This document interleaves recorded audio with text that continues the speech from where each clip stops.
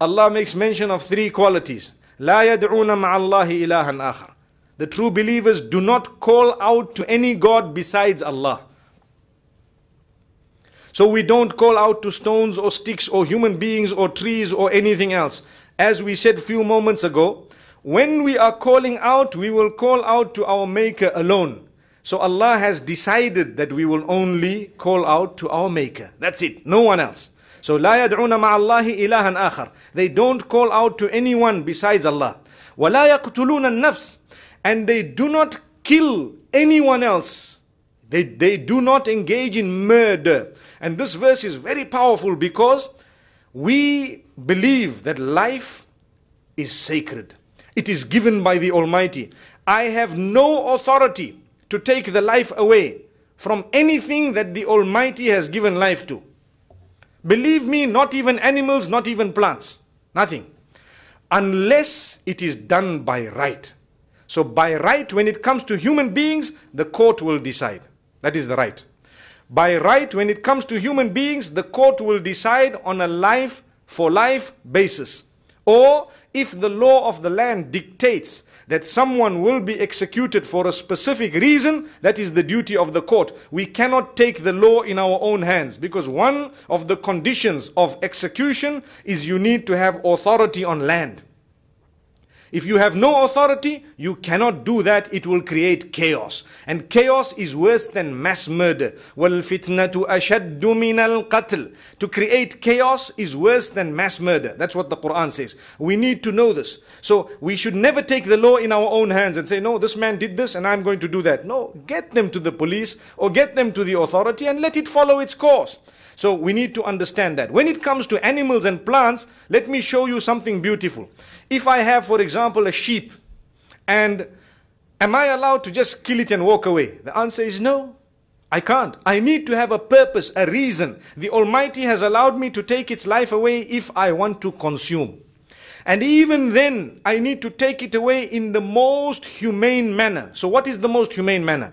I need a very sharp blade, and I need to seek the permission of the Almighty when I cut that animal from its jugulars, from its throat. So I don't just hit it with an axe and let it suffer and so on. It needs to be sharp, swift movement, and we normally say, Bismillah, Allahu Akbar. We normally say, in the name of Allah, Allah is the greatest. Or we can even say Bismillah. We take the name of Allah when we are slaughtering the animal. The idea is to seek the permission of the giver of the life of that animal because we want to consume it. If you don't take the name of the Almighty, you have stolen that animal from the property of the giver of that life.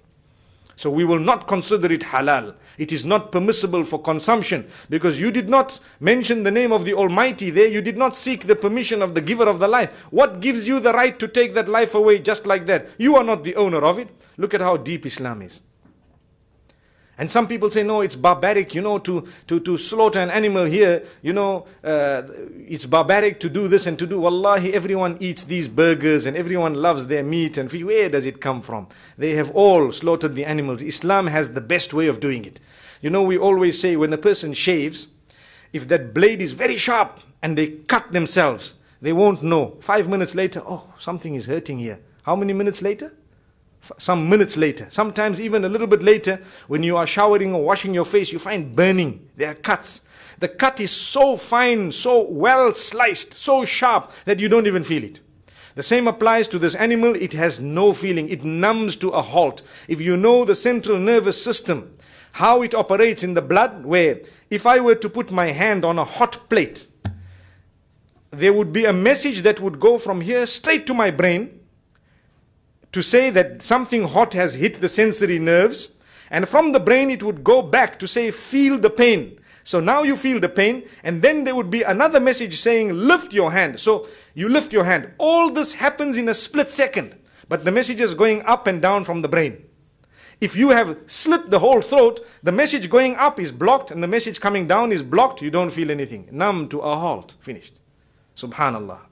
So as I said, we can debate on this regard to convince the world that this is the most blessed way of taking the life away of any animal. May Allah subhanahu wa ta'ala grant us goodness. Even when it comes to plants, we are taught to protect our ecosystem.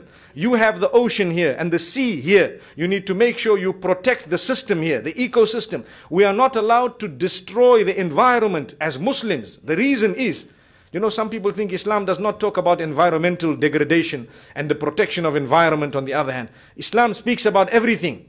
The tree has been given life. I cannot destructively remove trees, but I can cut it down if there is a purpose.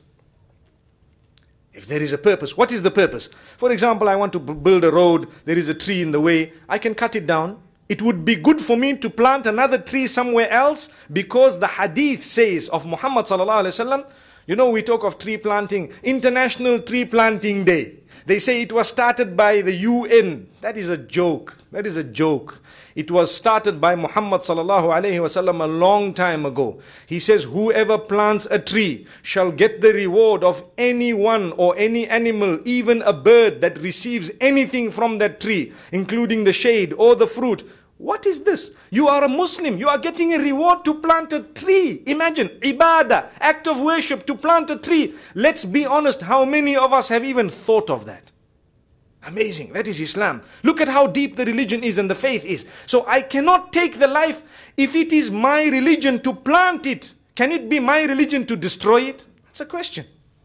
If it is my religion to plant a tree, can it be my religion to destroy the tree? No. But if I have use, if it is in my way, I can take it out. Bismillah, and I take it out. I am invoking the giver of the life.